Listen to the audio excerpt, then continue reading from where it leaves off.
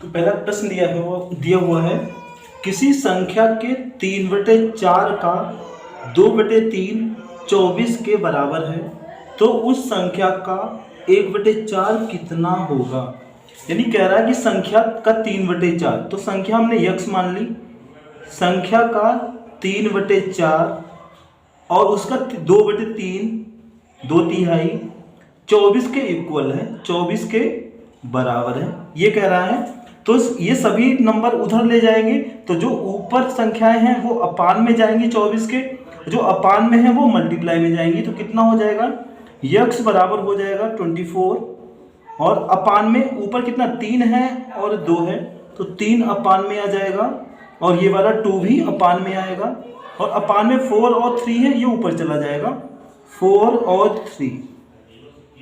अब इसे काट लेंगे, 3 से 3 कट गया, 2 से काटेंगे 2 दूनी 4 तो 24 दूनी 48। जो संख्या हमारी है वो 48 हो गई। संख्या अगर पूछी जाती तो 48 में हम 48 आंसर हो जाएगा, लेकिन कह रहा है संख्या का 1/4, इसका चौथाई भाग पूछा जा रहा है 1/4।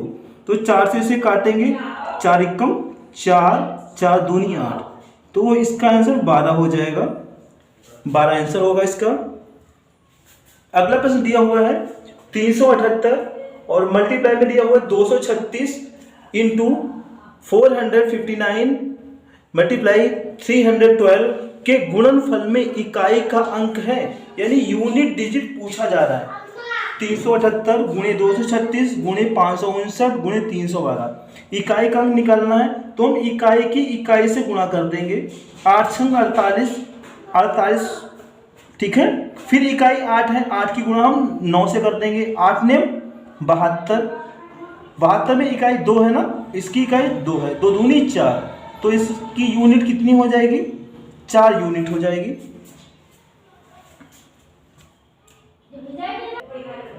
अगला प्रश्न दिया हुआ है किसी वस्तु का क्रय मूल्य विक्रय मूल्य का 3/2 है तो लाभ या हानि प्रतिशत बताओ। यानी क्रय मूल्य सीपी बराबर विक्रय का 3/2 यानी एसपी का 3/2 है, ठीक है। तो एसपी इधर आएगा, अपान में ही तो आएगा, तो हो जाएगा सीपी अपान एसपी और इक्वल टू हो जाएगा 3/2। तो दिया हुआ है तो कॉस्ट प्राइस यानी इसका क्रय मूल्य है 3, विक्रय मूल्य है 2। 3 में खरीदा 2 में बेचा तो उससे लॉस ही होगा यानी हानि होगी। तो हानि प्रतिशत बराबर निकालेंगे, हानि प्रतिशत बराबर, हानि कितनी हो रही है, 3 में खरीद के 2 में बेच रहा है, 1 की हानि हो रही है और हानि बटे क्रय मूल्य 3 है और प्रतिशत के लिए गुणे में 100। अब 3 से 100 को डिवाइड करेंगे तो हमारा आ जाएगा 33 सही 1/3%, यानी 33 सही 1/3% की उसे हानि होगी। अगला प्रश्न दिया हुआ है 7 + 2 √10 का वर्गमूल ज्ञात करो। यानी इस पूरी जो दे रखा है संख्या दी है, इस पूरे का वर्गमूल निकालना है, इस पूरे का वर्गमूल, ठीक है। तो 7 के टुकड़े कर लेंगे, 2 + 5, इसको 7 को हम लिख सकते हैं 2 + 5 + 2 और इसको लिख सकते हैं 2 × 5, ठीक है। ये हमने इस तरह से इसे लिख लिया, ठीक है। अब यहाँ पे देखो 2 जो होता है उसको हम लिख सकते हैं √2 का स्क्वायर, ठीक, और 5 को लिख सकते हैं √5 का स्क्वायर प्लस 2 इंटू √2 इंटू √5, इस पूरे पे रूट लगा हुआ है ये ऐसे, ठीक है। अब ये a + b का होल स्क्वायर बन गया तो ये हो जाएगा √2 + √5 का होल स्क्वायर, ठीक है। ये √2 और प्लस √5 का होल स्क्वायर हो जाएगा। जब भी कभी रूट लगा हुआ हो और उस पर होल स्क्वायर लगा हुआ हो तो रूट और स्क्वायर साथ साथ हट जाते हैं। इसमें रूट भी लगा हुआ है, स्क्वायर भी लगा हुआ है, तो ये दोनों चीजें हट जाएंगी। तो इसका आंसर कितना हो जाएगा, √2 + √5, ये इसका आंसर हो जाएगा। अगला प्रश्न दिया हुआ है कमरे की चारों दीवारों का क्षेत्रफल 660 मीटर स्क्वायर है तथा लंबाई चौड़ाई की दोगुनी है। ये कह रहा है लंबाई चौड़ाई की दोगुनी है तो चौड़ाई मान लेंगे x, यानी चौड़ाई हमने मान ली कितनी चौड़ाई हमने x मान ली, x मीटर, तो लंबाई कितनी हो जाएगी, कह रहा है दोगुनी है तो 2x हो जाएगा, 2x। ठीक है, अब जो दिया है वही लिख लेंगे हम। चारों दीवारों का क्षेत्रफल दिया है 660, तो चारों दीवारों के क्षेत्रफल का फार्मूला होता है 2 bracket L plus V into H, ये होता है चारों दीवारों का क्षेत्रफल, बराबर इसकी वैल्यू दे दी है 660। अब इसमें मान डाल देंगे, 2 L का मान कितना है, x है, और L का मान तो 2x है, ठीक है, 2x प्लस B का मान कितना है, x है, इंटू H का मान दे रखा है, H का मान दिया है 11 इक्वल टू 660। ठीक है, अब ये 11 से काट लेंगे, 66, यानी 6 बार जाएगा 0, 2 से काटेंगे 30 आ जाएगा, तो यहाँ पे 2x और 1x मिलके 3x हो जाएगा, तो 3x बराबर कितना हो गया 30, तो x की वैल्यू आ जाएगी 10, यानी x का मान 10 हो गया। अब यहाँ पे लंबाई कितनी हो जाएगी, लंबाई 2x के बराबर है, तो 2.20 हो जाएगा, 20 मीटर लंबाई हो जाएगी। चौड़ाई जो है वो x के बराबर है, यानी 10 है। ठीक है, तो इसका क्षेत्रफल पूछा जा रहा है, तो क्षेत्रफल कितना हो जाएगा, एरिया बराबर होता है L into B, L into B, यानी 20 और 10 की मल्टीप्लाई कर लेंगे, 20.200, तो 200 मीटर स्क्वायर इसका आंसर हो जाएगा, 200 वर्ग मीटर इसका राइट आंसर होगा। नेक्स्ट क्वेश्चन दिया हुआ है, किसी संख्या का 66% का 3/5वां भाग 36 है, तो वह संख्या है, संख्या x मान ली हमने, कह रहा है इसका 66%, तो 66/100 हो जाएगा, प्रतिशत हटता है तो बटे में 100 होता है, उसका भी कह रहा है 3/5 भाग, 3/5 हो गया, ये इक्वल है 36 के बराबर है।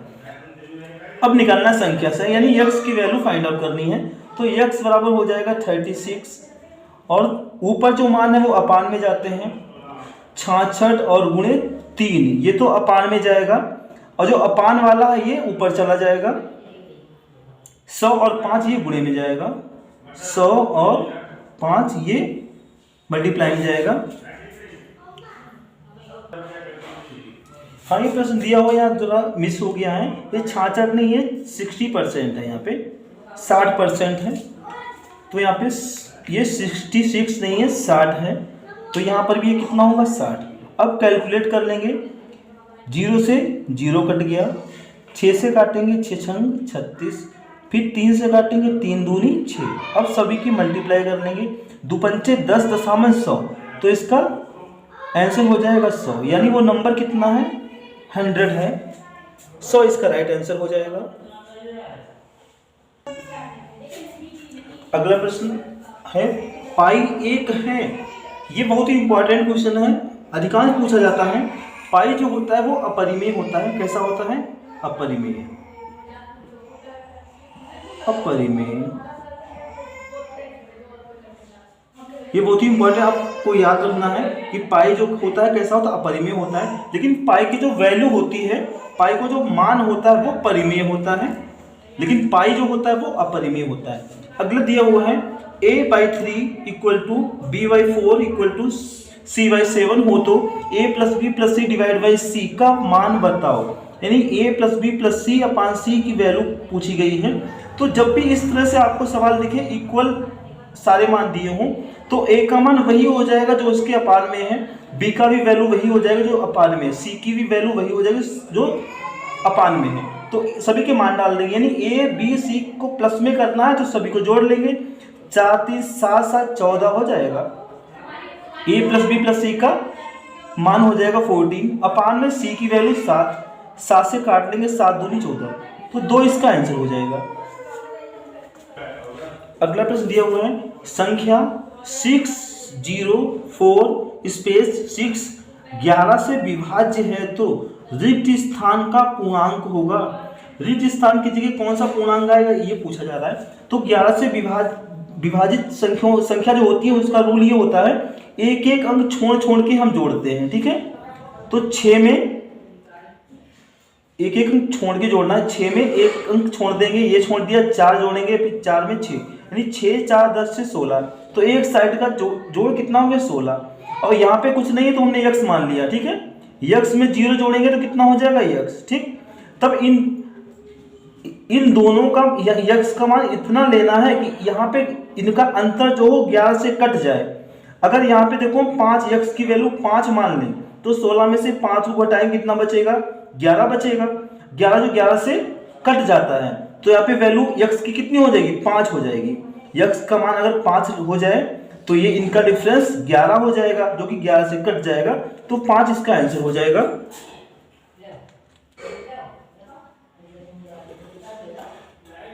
तो x की वैल्यू 5 हो जाएगी। अगला प्रश्न दिया हुआ है, एक खंबे का 4/7 भाग कीचड़ में धंसा है।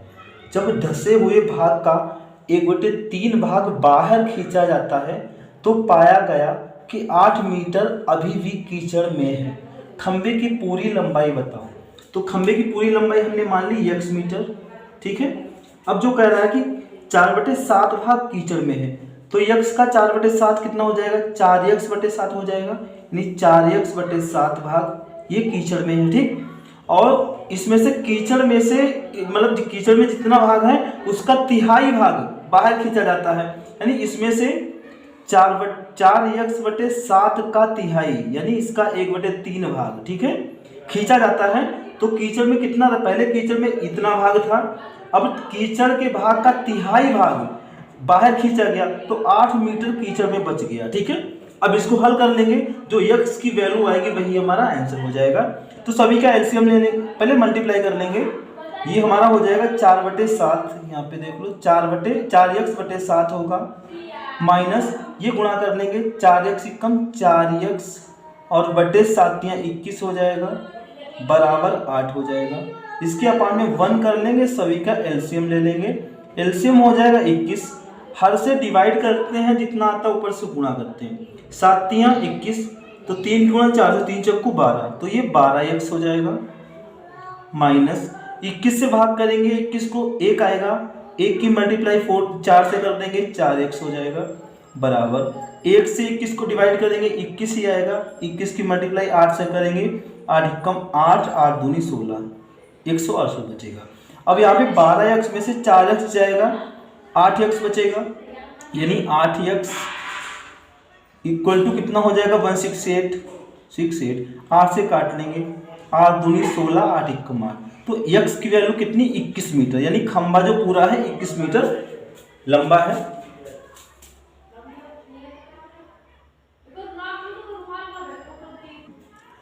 अगला प्रश्न दिया हुआ है, दो संख्याओं में बड़ी संख्या का 2 गुना छोटी संख्या के 5 गुने से 3 ज्यादा है तथा बड़ी संख्या के 4 गुने और छोटी के 3 गुने का योग 71 संख्याएं हैं। इसको बाई ऑप्शन आप लगाएंगे तो जल्दी लग जाएगा, तो चेक कर लेंगे। ये कह रहा है बड़ी संख्या का 2 गुना, तो बड़ी संख्या कोई ऑप्शन चेक कर लें आप, यही चेक करो, दूसरा चेक कर रहे हैं। बड़ी का 2 गुना, इसका 2 गुना करेंगे कितना हो जाएगा, 11 दूनी 22 हो जाएगा, ठीक है। बड़ी संख्या 2 गुना, छोटी का 5 गुना, इसका 5 गुना 45 हो जाएगा, ठीक। ये कह रहा है कि छोटी संख्या के 5 गुने से 3 ज्यादा है, तो 3 तो ज्यादा नहीं है ये, तो ये तो रॉन्ग हो गया। ये चेक करो, बड़ी संख्या का 2 गुना, इसका 2 गुना कर लो, 14 दूनी 28 होगा, छोटी का 5 गुना, इसका 5 गुना 5 25। कह रहा है कि बड़ी संख्या का 2 गुना जो है छोटी के 5 गुने से 3 ज्यादा है, तो ये 3 ज्यादा तो है ही, ये जो है 25 से 3 ही ज्यादा तो है, तो पहली कंडीशन तो इसमें फिट बैठ रही है। अब दूसरी कंडीशन भी लगा के देख लो, कह रहा है बड़ी का 4 गुना, तो बड़ी का 4 गुना 14 112, इसका 8 गुना नहीं है, यहाँ पे कितना है 4 गुना, बड़ी का 4 गुना तो 14 चौको 56 हो गया। फिर छोटी का 3 गुना, इसका 3 गुना 15, इनका योग कह रहा है 71 कह रहा है, यहाँ पे 71 देखो क्या 71 हो रहा है, 5 6 11 का 1, 5 1 6 71 हो रहा है, तो यही आंसर हो जाएगा हमारा 14,5, 14 और 5 संख्या है, यही आंसर हो जाएगा।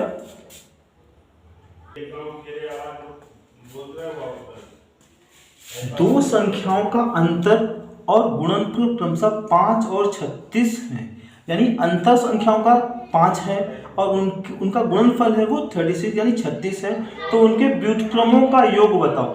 जब भी कभी आप व्युत्क्रमों का व्युत्क्रमों का योग नहीं पूछ, यहाँ पे अंतर पूछा जा रहा होगा। यहाँ पे अंतर है, व्युत्क्रमों का अंतर बताओ, व्युत्क्रमों का अंतर बताओ। ठीक है, तो जब भी कभी व्युत्क्रमों का अंतर दिया हो, अंतर ही पूछा जाए, ठीक है, तो क्या करेंगे हम, व्युत्क्रमों का अंतर हो जाता है, जो अंतर है वो लिख देते हैं अपान में गुणनफल, यानी अंतर कितना है 5 और गुणनफल कितना है 36, तो यही हमारा उनके व्युत्क्रमों का अंतर हो जाएगा, ये हो जाएगा। अगर कभी भी आपको ये दिया हो कि यहाँ पे योग दिया हो और गुणनफल दिया हो, अगर योग व्युत्क्रमों का योग पूछे तो ऊपर आपको योग लिख देना है, अपान में उनका गुणनफल लिख देना है, वही आपका आंसर हो जाएगा। अगला क्वेश्चन दिया हुआ है, त्रिभुज ABC की भुजाओं के मध्य बिंदु क्रमशः DE और F है, यानी एक ट्राइंगल दिया हुआ है ABC, उसके मध्य बिंदु है, ये मध्य में इसका मध्य बिंदु ये है, इसका ये है और इस वाले का भुजा का ये है, मध्य बिंदु DEF है। ठीक है, जब भी कभी मध्य बिंदुओं को मिलाकर जो ट्राइंगल बनता है वो इसका चौथियाई होता है, पूरे भाग का चौथियाई, यानी ये सब इनके इक्वल हो जाते हैं, जो 4 ट्राइंगल बनते हैं वो सब इक्वल मान के हो जाते हैं, ये सारे इक्वल हैं, सभी का एरिया बराबर होता है। ठीक है, अब ये कह रहा है कि इसमें पूछा जा रहा है, ऑप्शन तुमने लिखे नहीं है, लेकिन इसमें ये पूछा जा रहा है DEF ये पूरे का कितना होगा, तो DEF पूरे का चौथियाई भाग होता है, यानी जो त्रिभुज हमारा DEF होगा वो 1/4 और पूरे त्रिभुज का चौथियाई भाग, क्योंकि पूरे त्रिभुज में कितने पार्ट है, 1 2 3 4, पूरे में 4 भाग आ रहे हैं। ठीक, लेकिन DEF में खाली 1 भाग आ रहा है, तो 1/4 यानी त्रिभुज ABC का चौथियाई, DEF क्या होता है, पूरे ABC का चौथियाई होता है। अगर कभी आपसे उल्टा पूछा जाए कि ABC जो है वो DEF का कितना होगा, तो ABC जो है वो DEF का 4 हो जाएगा, तो यहाँ पे 4 लग जाएगा इधर साइड में, लेकिन यही ऑप्शन दिया होगा तो आप यही चेक कर, मतलब यही टिक लगाएंगे।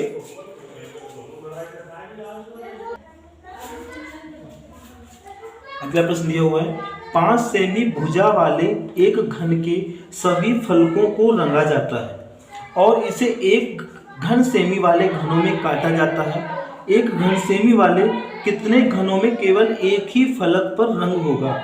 जो एक ही फलक पे रंग होता है उसकी संख्या निकालने का फार्मूला होता है 6 × x - 2 का होल स्क्वायर, ये फार्मूला होता है 6 × x - 2 का होल स्क्वायर।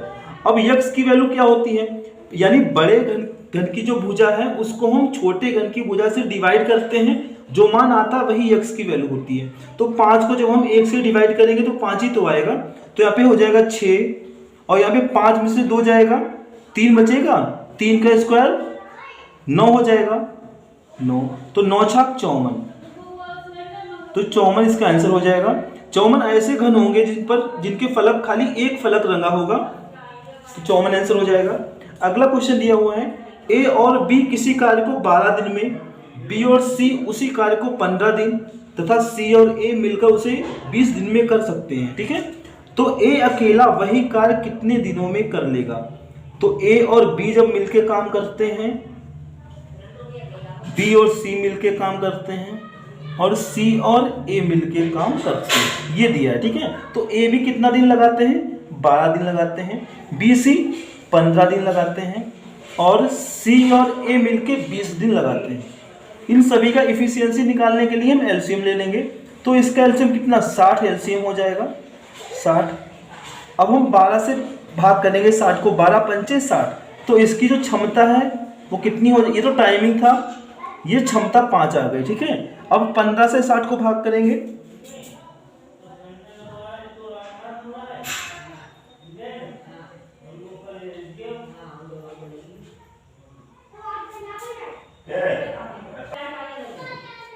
हाँ, तो 20 से जब 60 को भाग करेंगे तो 20 × 60 3 आ जाएगा, यानी C और A की मिलकर क्षमता 3 है, B और C की क्षमता 60 है, A और B की क्षमता 5 है। ठीक है, अब लेकिन ये इन सबको जोड़ लेंगे, कितना हो जाएगा, और इसकी क्षमता 15 × 60 4 हो जाएगी, 5 4 9 3 12 क्षमता है, लेकिन 12 क्षमता ये इसमें डबल जुड़े हुए हैं, तो 12 का हम आधा कर लेंगे 6, यानी A + B + C इसकी क्षमता जो है वो कितनी है, 5 4 9 3 12 का आधा कर लेंगे 6।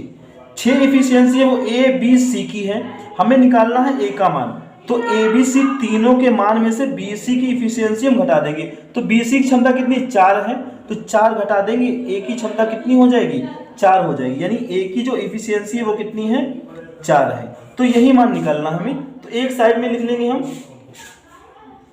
ए बी कितने दिन में, ए की क्षमता ए बी की क्षमता 5 है, यानी 5 क्षमता से काम होता है वो कितने दिनों में होता है 12 दिनों में होता है, 12 दिनों में। ठीक, फिर कह रहा है ए की क्षमता कितनी है 4 है, तो 4 क्षमता से जो काम होगा वो कितने दिनों में होगा, 4 तियां 12 और तिपच 15, ये 15 दिनों में। तो 15 दिन इसका आंसर होना चाहिए। थोड़ी मिस्टेक हुई है यहाँ पे, जब यहाँ पे इसकी देखो टोटल क्षमता ए बी बी सी सी ए सबको जोड़ेंगे 5 4 9 3 12, इसमें डबल डबल मान है, तो एक ए एक बी एक सी की क्षमता निकालेंगे, आधा करेंगे तो 6 हो जाएगा 12 का। ठीक है, और ए बी सी की क्षमता में से हम बी सी के मान घटाएंगे तो ए का बचेगा, तो बी सी का मान तो 4 है, तो 4 जब घटेगा तो कितना बचेगा 2 बचेगा, यानी ए की क्षमता है वो कितनी है 2 है। तो 2 क्षमता का मान निकालना है हमें यहाँ पे। तो 5 क्षमता से काम होता तो 12 दिन लगता है, 5 क्षमता से काम होता तो 12 दिन लगता है। फिर कह रहा है कि ए काम करेगा, ए की क्षमता 2 है, 2 क्षमता से जब काम होगा तो कितना टाइम लगेगा, 2 से काटेंगे 2 छंग 12, तो 6 पंचे 30, यानी 30 दिन आंसर हो जाएगा। ए अकेला उसे 30 दिन में कर लेगा, यही आंसर होगा।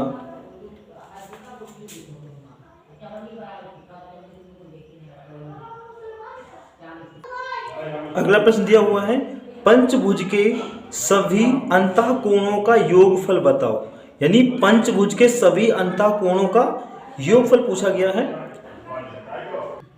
तो इसका फार्मूला होता है कि पंचभुज के सभी अंतःकोणों, कोई भी कैसा भी भुज का फार्मूला, अगर अंतःकोणों का योग निकालना हो तो उसका फार्मूला होता है n/2 × 180। चाहे आपसे पंचभुज पूछा जाए, चाहे अष्टभुज, चाहे षटभुज, चाहे त्रिभुज, चाहे चतुर्भुज, उसमें अंतःकोणों का योग निकालने का यही फार्मूला होता है n-2 × 180। n मतलब जितनी भुजाएं हैं, तो पंचभुज में 5 भुजाएं होंगी तो 5 मान मानेंगे, तो 5 में से 2 जाएगा 3 बचेगा, और 3 की गुणा हम 180 से कर लेंगे, 3 की गुणा हम किससे कर लेंगे 180 से, तो 18 × 54, तो 540 डिग्री, ये हो जाएगा 540, इसका आंसर हो जाएगा।